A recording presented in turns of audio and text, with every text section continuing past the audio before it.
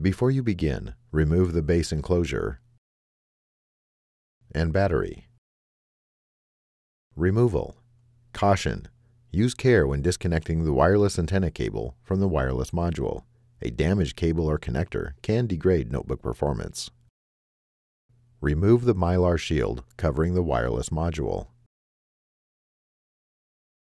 Carefully disconnect the wireless antenna cable from the wireless module by grasping the connector with a small pair of needle nose pliers or tweezers.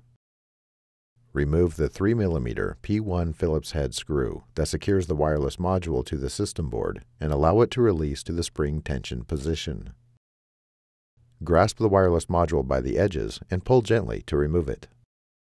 Reverse this procedure to install the wireless module. Important: when installing the wireless module, be sure to align the notch in the wireless module with the key in the wireless module slot in the system board.